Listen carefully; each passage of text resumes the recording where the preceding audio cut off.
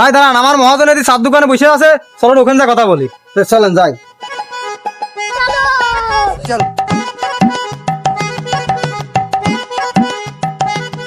মহাজন এই যে ইনি ফার্নিচার বানাবি। अच्छा হ্যাঁ গো, তাহলে ঠিক আছে, বসো বসো, বসে কথা হয়। তাহলে কি কি বানাবেন সেটা বলেন দেনি। মহাজন সাহেব, তাহলে আমার মিস্ত্রি আপনার কাছে কিছু বলিনি কি কি বানাবি? না বলেছ তো, হালকা পাতলা বলেছে। ওই এটা মিস্ত্রি সাহেব আপনি বলেন, আমি তো বুঝি কো। তো একটা খাট বানাবি, একটা শোকেস বানাবি, ড্রেসিং টেবিল বানাবি, আর ওয়ার্ড ডলপ বানাবি। আচ্ছা ঠিক আছে, আমার কাছে 1 নম্বর কাঠ আছে, হ্যাঁ বানা দেওয়া যাবে না, কোনো ব্যাপার না। যেহেতু ভালো কাঠ আছে, তাহলে আমি আসলাম আপনার কাছে অর্ডার দিতে। তাহলে কেমন কি দাম আমার কাছে বলেন, আমি আপনার কাছে অর্ডার দিয়ে যাই। আচ্ছা ওই 1.5 লাখ টাকা দাম হয়, আপনি 10,000 টাকা কম দিয়েন।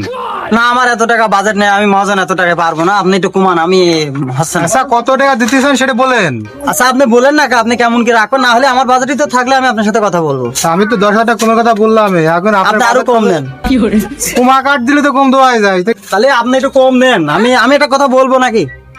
বলেন। তাহলে আপনি হচ্ছে 1,10,000 টাকা নেন। তাই কি কোনোদিন হয় না কেন? মহাজন থামেন ভাই, আপনি 1,10,000 কয়েছেন আর 10,000 টাকা বাড়া দেন।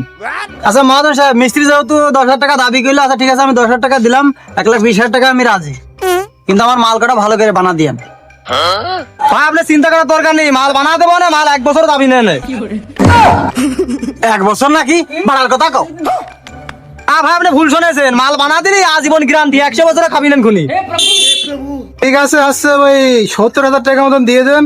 আমার গ্রামে গাছ আছে তো, গাছটা তুলে নিয়ে আসতে হবে, ওই গাছ দিয়ে মাল বানা দেবো না। আচ্ছা ঠিক আছে, টাকা নিয়ে টেনশন করতে হবে না, টাকা আমি দিয়ে যাচ্ছি।